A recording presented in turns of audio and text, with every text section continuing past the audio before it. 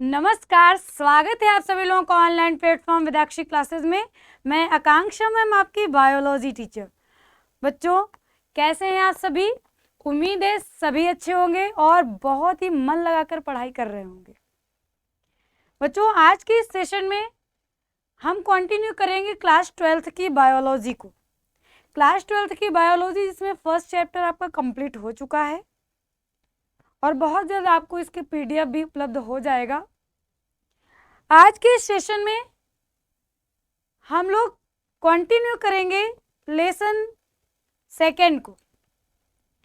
आप कहोगे कि लेसन सेकेंड तो मैम पुष्पी पौधों में लैंगिक जनन, बात सही है, क्योंकि बच्चों जो आपका जनन चैप्टर है हमने आपको बता दिया है कि पहले ही बता दिया था शुरुआत के लेक्चर में कि जनन में जो जीवों में जनन है वो रिड्यूस हो गया है, आपके सिलेबस में अब नहीं है। सेकेंड चैप्टर था पुष्पी पौधों में लैंगिक जनन और आज हम पढ़ेंगे मानव में जनन। ठीक है बच्चों, तो अगर इस हिसाब से देखा जाए तो ये हमारा सेकेंड चैप्टर होगा, मानव में जनन। इसके पहले आपने पुष्पी पौधों में लैंगिक जनन पढ़ा। आज से हम लोग शुरू करेंगे मानव में जनन। जितनी शिद्दत के साथ आपने पुष्पी पौधों में लैंगिक जनन पढ़ा, उसी की डबल शिद्दत के साथ आपको जीवों में जनन पढ़ना। जीवों में जनन में मानव में जनन पढ़ना। क्यों? क्योंकि ये चैप्टर उससे भी ज्यादा इंटरेस्टिंग और ज्यादा अच्छा और ज्यादा इंपॉर्टेंट। वैसे तो सारे चैप्टर इंपॉर्टेंट है, बट शुरुआत का जो ये यूनिट है ये बहुत ही महत्वपूर्ण, बहुत ही महत्व रखती है एग्जाम के लिए। तो बच्चों, ज्यादा न बात ना करते हुए हम लोग बढ़ते हैं इस चैप्टर की ओर और जानते हैं कि मानव में जनन में कौन कौन से ऐसे टॉपिक्स हैं जो आपको पढ़ने हैं। तो उन टॉपिक के क्रम में जो आपको पढ़ना है टॉपिक में, जैसा कि अभी हमने आपको बताया है, हमको टॉपिक पढ़ना है कौन सा? मानव में जनन। बहुत ही अच्छा टॉपिक है बच्चों। Reproduction in human being. ठीक, बिल्कुल भी कहीं भी कंफ्यूज नहीं होना है। कोई भी डाउट होता है तो आप उसका आंसर जो आपकी क्लास का ग्रुप बना हुआ है आप उसमें पूछ सकते हैं। इसीलिए जैसे इसके पहले के चैप्टर में आपको कोई प्रॉब्लम नहीं हुई है, हम वादा करते हैं कि इस चैप्टर में भी आपको कोई प्रॉब्लम नहीं होगी। इन केस अगर कोई प्रॉब्लम होती है, अगर इन केस कोई प्रॉब्लम आपको लगती है तो आप विदाउट डाउट आप उसको पूछ सकते हैं। ठीक है, आपको कंफ्यूजन में नहीं रहना, आपको जो भी पढ़ना है एकदम क्लियर टू कट पढ़ना है। ओके, ठीक है। तो रिप्रोडक्शन इन ह्यूमन बीइंग जो है बच्चों, देखिए चैप्टर का नाम ही है मानव में जनन। ठीक, तो मानव में जनन जब हम पढ़ते हैं तो हम ये देखते हैं मानव जनन के आधार पर कैसा प्राणी है। ठीक, जनन के आधार पर प्राणी के लिए हम सबसे पहले यहाँ पर एक टॉपिक पढ़ते हैं जिसका नाम है बच्चों लैंगिक द्विरूपता। जिसका नाम क्या है? लैंगिक द्विरूपता है, डायमॉर्फिज्म है। ठीक है, लैंगिक द्विरूपता के आधार पर देखिए मानव के लिए क्या पढ़ते हैं कि जो मानव है, मानव है बच्चों, ये एक लिंगी प्राणी। मानव जो होता है वो कैसा प्राणी है? एक लिंगी प्राणी। मतलब एक लिंगी प्राणी है। क्यों एक लिंगी प्राणी कहते हैं? बच्चों, मानव में नर युग्मक और मादा युग्मक अलग अलग जीवों में बनते हैं। मानव जो है, मानव में जो नर युग्मक है और जो मादा युग्मक है, ठीक है, यानी जो नर युग्मक है और क्या है जो मादा युग्मक है वो अलग अलग जीवों में बनते हैं। यानी नर और मादा अलग अलग होते हैं। तो नर युग्मक और मानव में जो नर युग्मक है वो होते हैं शुक्राणु और मादा युग्मक में होते हैं अंडाणु। ठीक।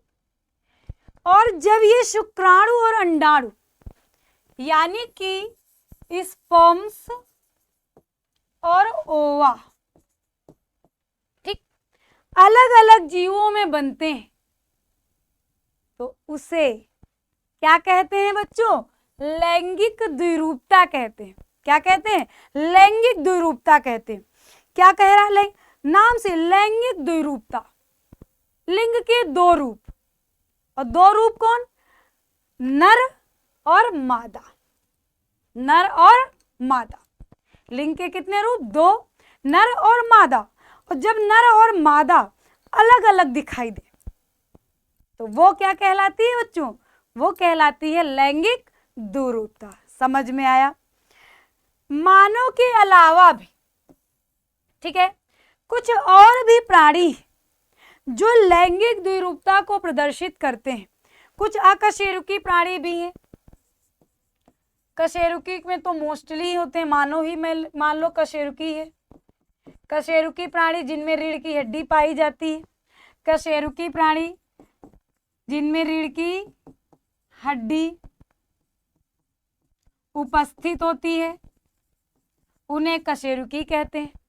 अकशेरुकी जिनमें रीढ़ की हड्डी नहीं पाई जाती यानी रीढ़ की हड्डी क्या हो? अनुपस्थित हो। क्या हो बच्चों? अनुपस्थित हो तो उसे क्या कहते हैं? अकशेरुकी प्राणी कहते हैं। ठीक। अकशेरुकी प्राणियों में बच्चों जैसे एस्केरिस, जैसे एस्केरिस, एस्केरिस यानी गोलक्रमी, एस्केरिस यानी कि गोलक्रमी। ये भी क्या प्रदर्शित करता है? ये भी प्रदर्शित करता है लैंगिक द्विरूपता। क्यों? क्योंकि इसमें भी नर और मादा अलग अलग होते हैं। जब नर और मादा अलग अलग दिखाई दे रूप में तो वो होती है लैंगिक द्विरूपता। अब कह रहा लैंगिक द्विरूपता तो है, तो लैंगिक एक रूपता क्या होती है?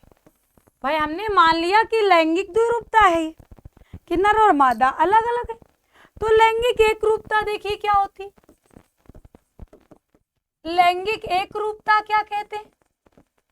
क्या होती है ये? देखो बच्चों ये क्या है? जब नर और मादा युग्मक, यहां समझिए, जब नर युग्मक और मादा युग्मक ठीक एक ही हो, मतलब क्या है कि जीव एक है, जीव एक है और जीव एक ही जीव में क्या होते हैं? नर जननांग और क्या होते हैं? मादा जननांग एक साथ पाए जाते हैं। क्या होते हैं बच्चों? एक साथ पाए जाते हैं। तो जब एक साथ होते हैं तो वो क्या कहलाती है? लैंगिक एक रूपता। और ऐसे जीवों को बच्चों, ऐसे जीवों को क्या कहा जाता है? द्विलिंगी प्राणी। क्या कहते हैं? द्विलिंगी प्राणी। समझ में आया एक लिंगी और द्विलिंगी में क्या अंतर है? आपने पुष्प पढ़ा था। यहाँ मानो, यहाँ जीवों पर भी लागू एक लिंगी और द्विलिंगी होता है। जैसे मानो हो गया स्केरी से और भी अन्य एक लिंगी प्राणी है। क्यों एक लिंगी प्राणी है? क्योंकि नर जननांग और मादा जननांग अलग अलग जीवों में है, अलग अलग जीवों में है, तो जीव एक लिंगी हो गया और दो रूप अलग अलग हैं तो लैंगिक द्विरूपता हो गई। यहाँ नर जननांग और मादा जननांग एक ही साथ एक ही जीव में है तो जीव द्विलिंगी हो गया और रूपता क्या है? लैंगिक एक रूपता। क्या होती? लैंगिक। जैसे कौन से ऐसे प्राणी हैं, जैसे बच्चों केचुआ है, केचुआ हो गया, फीताकृमि है, केचुआ है, फीताकृमि है, ये एक रूपता को प्रदर्शित करते हैं और साथ साथ ये कैसे प्राणी होते हैं, द्विलिंगी, क्योंकि इनमें एक ही जीव में नर युग्मक और मादा युग्मक एक साथ पाए जाते हैं। यानी नर जननांग और मादा जननांग एक ही साथ एक जीव में उपस्थित होते हैं। क्लियर हुआ? लैंगिक द्विरूपता, एक रूपता क्लियर हुई बच्चों? ओके, आगे चलते हैं, आगे चलते हैं।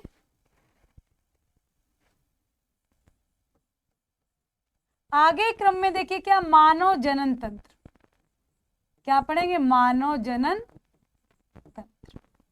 ठीक बच्चों, ह्यूमन रिप्रोडक्टिव सिस्टम देखिए क्या है, ह्यूमन रिप्रोडक्टिव सिस्टम यानी मानव जनन तंत्र। तो देखिए बच्चों, मानव जनन तंत्र दो प्रकारों में बांटा गया है। कितने प्रकारों में बांटा गया है? दो प्रकारों में बांटा गया है। देखिए कौन कौन से दो प्रकारों में ये बांटा गया है। एक है नर जनन तंत्र, नर जनन तंत्र बच्चों, एक है मादा जनन तंत्र, मादा जनन। ठीक, अब देखिए जनन तंत्र है तो बच्चों ये जनन अंगों से मिलकर बना है, जनन अंगों से मिलकर क्या है, बना है। कौन? चाहे वो नर जनन तंत्र हो और चाहे वो मादा जनन तंत्र हो, किससे मिलकर बना है? जनन अंगों से मिलकर बना है। ठीक, जनन अंगों से जब मिलकर बना है तो देखिए जो नर जनन तंत्र है बच्चों, ये दो भागों से मिलकर बना है। इसके दो भाग हैं, एक है इसमें मुख्य जनन अंग, मुख्य जनन अंग बच्चों, एक है सहायक जनन।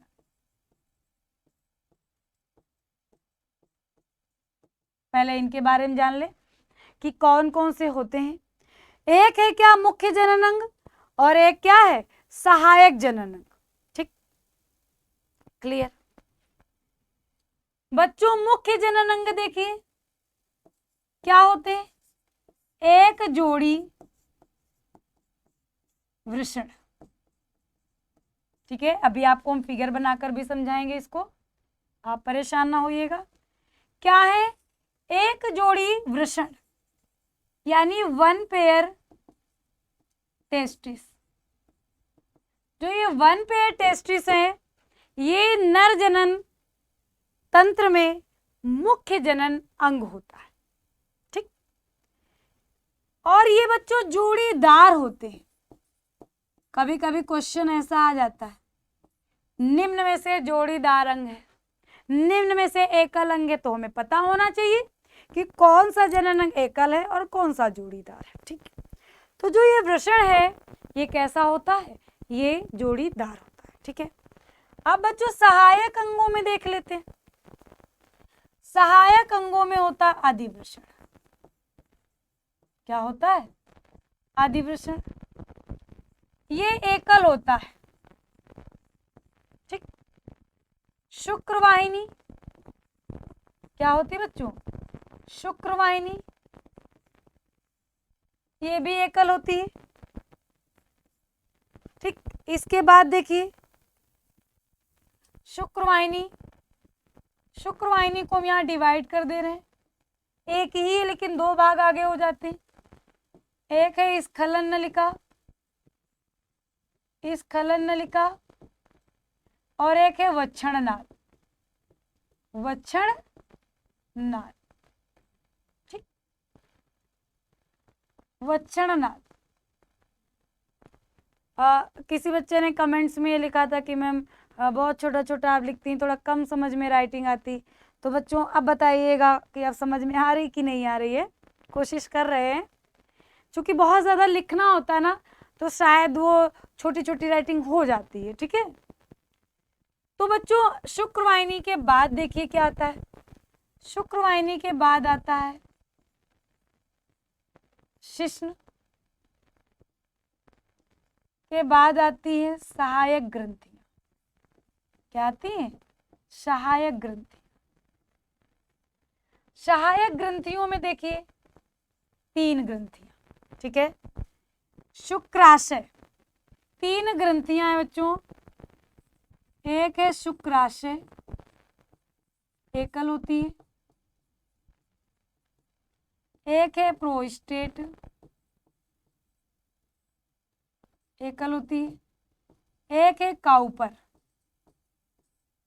क्या है? काउपर ग्रंथि। ठीक है, या इसको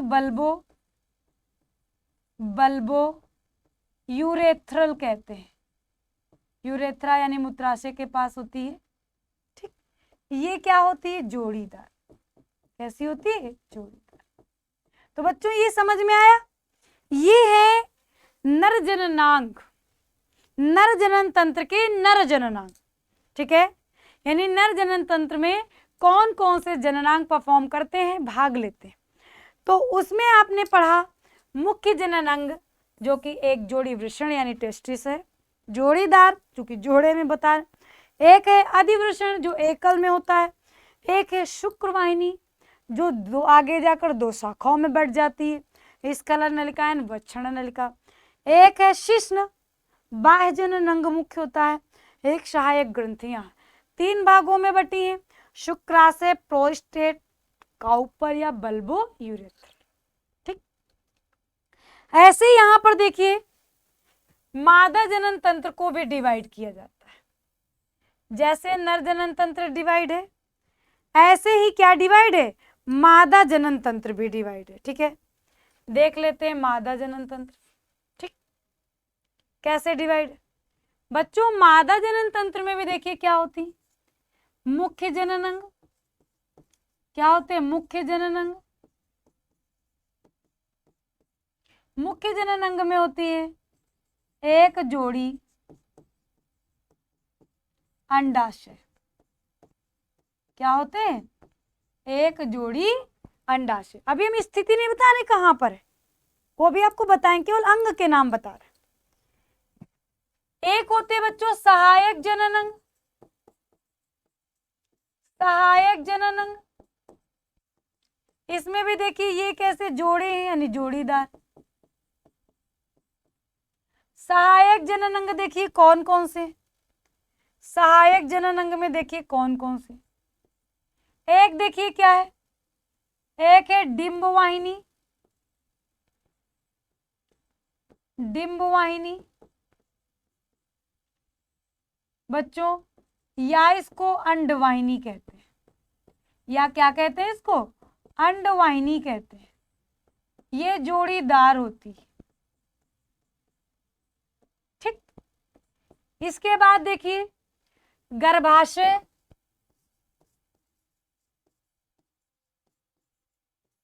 एकल होता है। इसके बाद होती है सर्विक्स।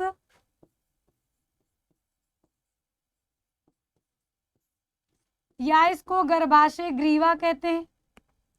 सर्विक्स होती है बच्चों, या इसको क्या कहते हैं? गर्भाशय ग्रीवा। और ये भी एकल होती, ये भी कैसी होती? एकल होती। ठीक, अगला जो है वो है योनि यानी वेजाइना।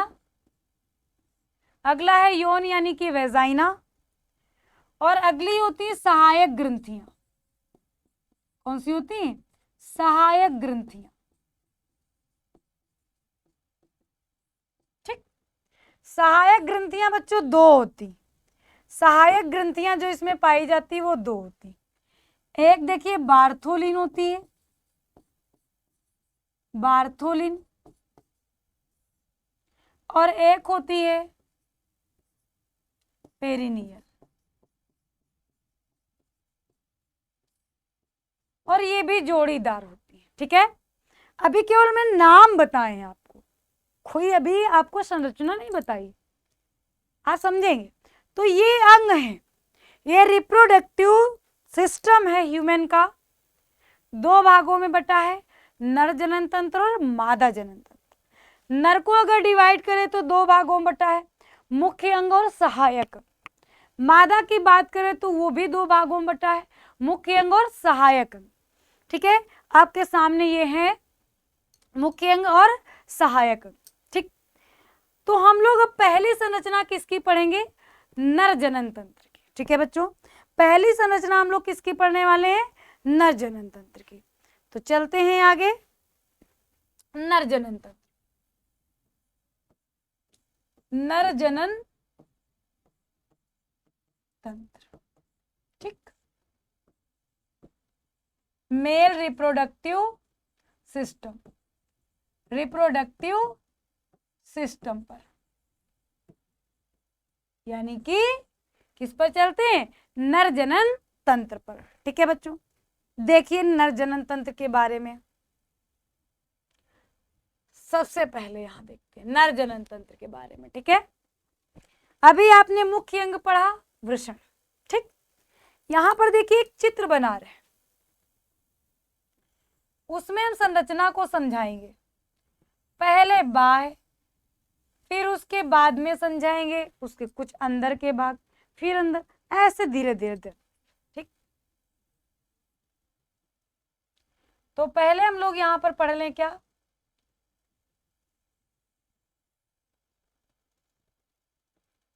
यहां पर देखिए नर जनन तंत्र के बारे में पढ़ लेते हैं। ठीक है बच्चों, नर जनन तंत्र के बारे में हम लोग जान लेते हैं।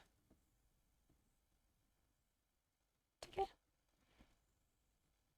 देख लेते हैं थोड़ा सा फिगर, चूंकि फिगर से ना कभी कभी हमारा टॉपिक ज्यादा अच्छे समझ में आता है।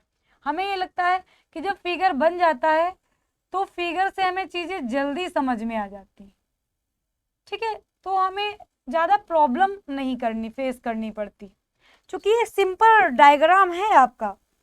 ठीक है, हमें बुक से कोई इसका मतलब नहीं है, हमें अंगों को समझाना है, तो एक सिंपल वे में एक सिंपल डायग्राम है। ठीक है, इसलिए आप लोग ध्यान से देखिएगा बच्चों। ठीक, तो एक सिंपल डायग्राम यहाँ है, ये देखिए।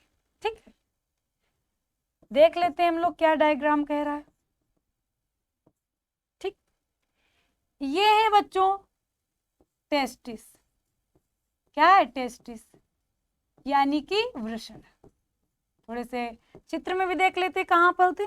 एक सिंपल डायग्राम है, ताकि आप बच्चों को कोई भी प्रॉब्लम नहीं होनी चाहिए बनाने में। हम ये नहीं चाहते हैं कि किसी भी बच्चे को कोई प्रॉब्लम का सामना भी करना पड़े, इसीलिए आपके लिए एकदम बिल्कुल सिंपल सा डायग्राम। ठीक, ये बच्चों है, यहां पर ये वृषण है, ये है scrotal, scrotal sac, scrotal sac, यानी वृषण कोश। हम हिंदी इंग्लिश दोनों में लिख रहे हैं, वृषण कोश। ठीक है बच्चों, ये है एपिडिडाइमिस, एपिडिडाइमिस यानी कि अधिवृषण। इसको क्या कहते हैं बच्चों? अधिवृषण कहते हैं। ठीक, देखिए अगर आप बहुत आराम से समझेंगे तो आपको सब समझ में आने वाला है। ठीक, इसीलिए चूंकि शायद आप फर्स्ट टाइम में पूरा टॉपिक पढ़ेंगे, तो आप बहुत ही पोलाइटली सिंपल वे में समझिए। ठीक है, ये है बच्चों वैस डिफरेंस, ये है वैस डिफरेंस, यानी कि शुक्रवाहिनी। क्या हो रहा है? डबल, ये क्या है बच्चों? वैस डिफरेंस है,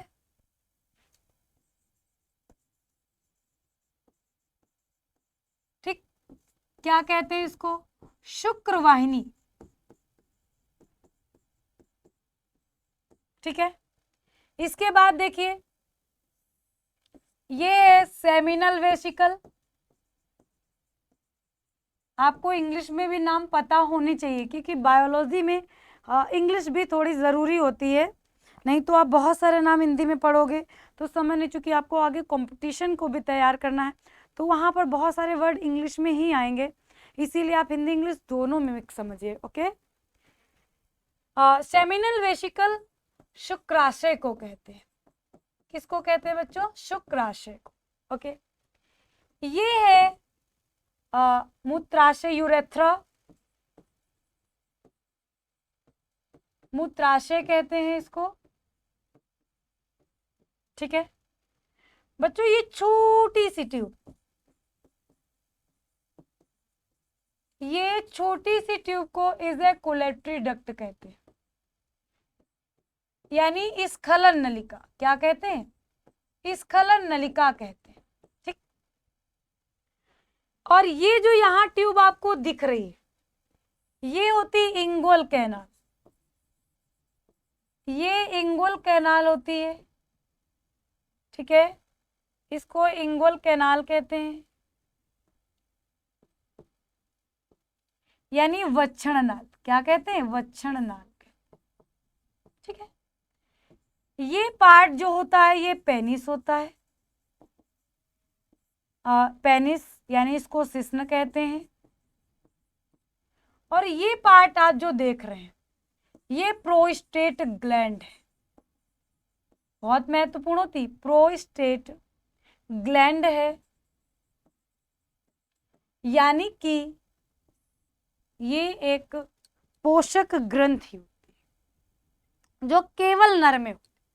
तो एक सिंपल एक फिगर बना है आपके सामने नर जनन तंत्र का, ठीक है। जरूरी नहीं कि आपका बुक में दिया हो ये पूरा, हमें मेन अंग को जानना है, अंग बनाना है, ठीक। कौन कहा, एक सिंपल आपके सामने एक फिगर दिया हुआ, ठीक।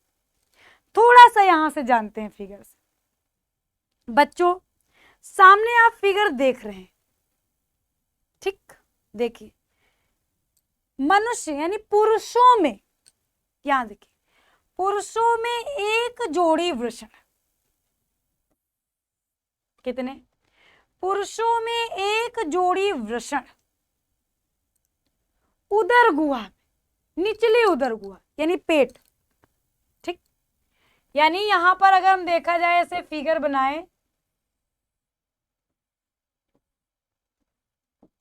ठीक, तो ये होता है ये पार्ट किसी का ऐसे, तो इस पार्ट को इतना ही, इस पार्ट में क्या होता है, इस पार्ट में होता है नर जनन तंत्र या कोई मादा का जनन, ठीक। तो वही हम आपको समझा रहे हैं कि पुरुषों में एक जोड़ी वृषण उदर गुहा में नीचे की ओर, उदर गुहा में नीचे की ओर दोनों जांघों के मध्य में, दोनों जांघों के मध्य में पाए जाते हैं। समझ में आया कि पुरुषों में एक जोड़ी वृषण निचली उदर गुहा में दोनों जांघों के मध्य में पाए जाते हैं। बच्चों ये वृषण बाल्यावस्था में, बाल्यावस्था में अंदर की ओर धसे होते हैं, अंदर की ओर क्या होते हैं बच्चों, अंदर की ओर धसे होते हैं, ठीक। यानी दोनों किडनी, ये किडनी यहां पर अंदर की ओर क्या होते हैं, धसे होते हैं, जिन्हें नेफ्रोसिस कहते हैं, नेफ्रोसिस कहते हैं। यानी बाल्यावस्था में वृषण को क्या कहा जाता है, नेफ्रोसिस। कहां की ओर, अंदर की ओर धसे होते हैं। लेकिन जैसे जैसे किशोरावस्था आती, कुछ हार्मोन्स का स्राव होता है, वैसे वैसे वृषण उदर गुहा से बाहर की ओर आने लगते हैं और नीचे की ओर कुछ दूरी पे वो लटके होते हैं। ठीक, समझ में आ गया? यानी जैसे जैसे किशोरावस्था युवावस्था आती, वृषण उदर गुहा से कहाँ आ जाते हैं? बाहर की ओर आ जाते हैं। ठीक, समझ में आया? आया समझ में बच्चों? यहां देखते हैं, हम आपको क्या बता रहे हैं कि पुरुषों में एक जोड़ी वृषण, पहले यही संरचना पढ़ लेते हैं। उदर गुहा में दोनों जांघों के मध्य में स्थित होते हैं। क्लियर? ठीक, क्लियर बच्चों? ठीक, देखिए प्रत्येक वृषण कैसी संरचना है? एक अंडाकार संरचना है। प्रत्येक वृषण एक कैसी संरचना है बच्चों? अंडाकार संरचना है। प्रत्येक 4 से 5 सेंटीमीटर लंबे, 3 से 4 सेंटीमीटर चौड़े होते हैं, चौड़े, तथा प्रत्येक का भार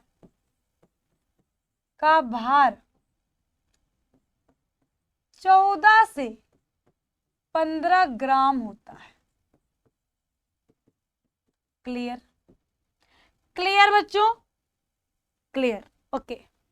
प्रत्येक वृषण उदर गुहा में दोनों जांघों के मध्य में स्थित। वयस्क अवस्था में ये बाहर की ओर उभरे होते हैं। प्रत्येक वृषण एक अंडाकार संरचना है। प्रत्येक 4 से 5 सेंटीमीटर लंबे हैं, 3 से 4 सेंटीमीटर चौड़े हैं तथा प्रत्येक का भार 4 से 15 ग्राम का होता है। प्रत्येक गुलाबी रंग की संरचना है, गुलाबी रंग के होते हैं। क्लियर? कैसे रंग के होते हैं बच्चों? गुलाबी रंग के होते हैं। वृषण प्रायः बाहर की ओर वृषण कोश में, किसमें बच्चों? वृषण कोश में, यानी कि स्क्रोटल शैक में सुरक्षित होते हैं। किसमें? यानी वृषण प्रायः बाहर की ओर स्क्रोटल सैक वृषण कोश में सुरक्षित होते हैं। इसमें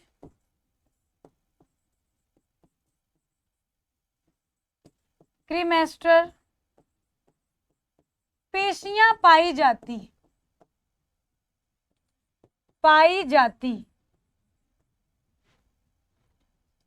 क्रीमोमेस्टर, कौन सी? क्रीमोमेस्टर पेशियां पाई जाती। इससे वृषण सिकुड़ते, इससे जो वृषण है बच्चों वो क्या होते? सिकुड़ते या फैलते। ये यानी बाहर की ओर एक आवरण में सुरक्षित होते हैं। इस आवरण को स्क्रोटल सैक कहते हैं, जिसमें वृषण क्या होते हैं? सुरक्षित होते हैं। इसमें क्रीमोमेस्टर पेशियां होती, जिससे वृषण फैलते भी और वृषण सिकुड़ते भी। क्लियर? अच्छा, प्रत्येक वृषण में लगभग 200 से 250, ठीक है, शुक्र जनन नलिकाएं होती। देख लेते हैं, यहां संरचना देख लेते हैं क्या होती है। शुक्र जनन नलिकाएं होती, देखते हैं इधर।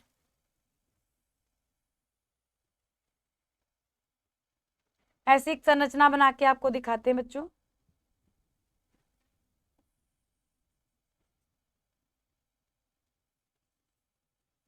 ऐसे देखते हैं यहाँ पर।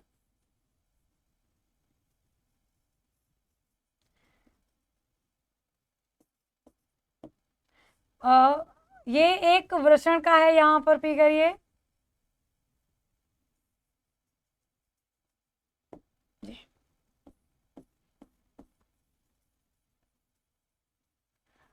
एक वृषण का है बच्चों ये फिगर। आई होप आपको समझ में भी आएगा। ठीक है, यहाँ पर देखते हैं।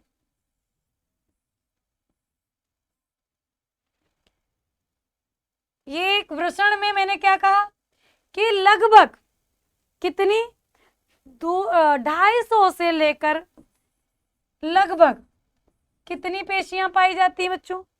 250 से लेकर लगभग पेशियां जो हैं ये लगभग पाई जाती, जिन्हें क्या कहा जाता है? जिन्हें बच्चों, जिन्हें शुक्रजन नलिकाएं कहते हैं। जिन्हें क्या कहा जाता है? शुक्रजन नलिकाएं कहा जाता है। जिन्हें शुक्रजन नलिकाएं कहा जाता है। ठीक है, और यही शुक्रजनन नलिकाएं जो होती हैं, यही नलिकाएं जो होती हैं, ये बच्चों निर्माण करती हैं शुक्राणुओं का। ये देखिए, एक टेस्टिस का ये फिगर है। यहां देख लीजिए, ये एक वृषण है, वृषण खंड। ठीक है, ये यहां पर शुक्रवाहिनी है बच्चों। ये यहां पर है अधिवृषण शीर्ष, अभी आपको बताई थी ना सहायक नलिका, ये टेस्टिस से ही जुड़ती है, यानी वृषण से। और ये है अधिवृषण पुच्छ, अधिवृषण पुच्छ। फिगर बहुत आता बनाने के लिए। ठीक बच्चों, ये जो है यहाँ, यही है यहाँ क्या? शुक्रजनन नलिकाएं, यही जिनकी हम बार बार बात कर रहे हैं, ये क्या है? शुक्रजनन नलिकाएं।